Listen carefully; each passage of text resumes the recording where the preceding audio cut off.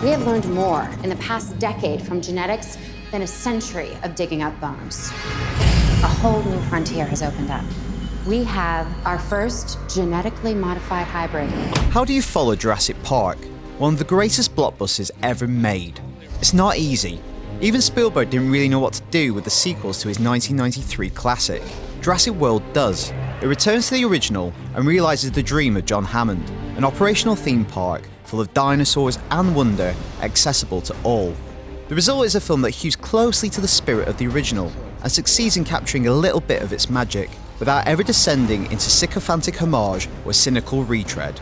And remember, if something chases you, run. 20 or so years later, the park is finally open. The technology that proved so dangerous in the original has been mastered. Yet instability is introduced when the park's scientists, led by Henry Wu, engineer a new type of dinosaur to spike attendances. Predictably, this is a terrible idea, with the Indominus Rex soon breaking out of captivity and heading off on a homicidal rampage throughout the park. While some of these elements might seem a little bit out there, it's very close to the spirit of the original movie. Prometheus-like ambition throws an organised system into chaos, and a handful of characters have to navigate the danger. What happened to the sibling? She ate it. It takes place on a much bigger scale than the original. That said, director Colin Trevorrow prevents Jurassic World from becoming a gross disaster movie full of mindless carnage. It's a much more thoughtful, heartfelt and character-driven movie than a lot of the trailers would have you believe. It even opens with an Amblin logo, and those values are very much in play. Action is in the service of character development and interaction. There's still plenty of spectacle, but positioned in the foreground are Jurassic World's characters. Even those stranger elements like Pratt on a motorcycle flanked by raptors play much better in the wider context of the movie. Trevorrow earns the suspension of disbelief. And while dinosaurs do function more like characters in this movie, it's never as ludicrous as you might fear. It doesn't all work.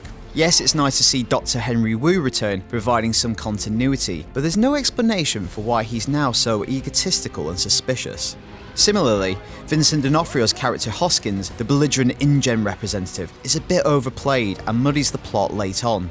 Elsewhere, Irfan Khan's eccentric billionaire, the man who realised Hammond's dream, flips erratically between comedic relief and stern CEO. But Bryce Dallas Howard is great as Claire, the control freak in charge of the park. She's the most prominent female character by far, and following in the footsteps of Ellie and Lex, she's the real hero of the piece. The movie turns around her, so it's slightly frustrating that other characters, particularly her two nephews, don't recognise or appreciate her heroism until very late on.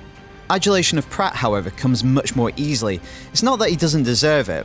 Pratt proves beyond all doubt that he's a genuine movie star here, but Claire is every bit his equal. The action is fun, scary and intense. Perhaps more could have been made of the park being full, but I prefer its focus on a handful of interconnected characters. The chaos is more of a backdrop. Trevorrow even succeeds in smuggling in a critique of corporate culture, which by extension also pokes fun at the summer blockbuster. It's playful and self-regarding, without ever being too cute or pretentious.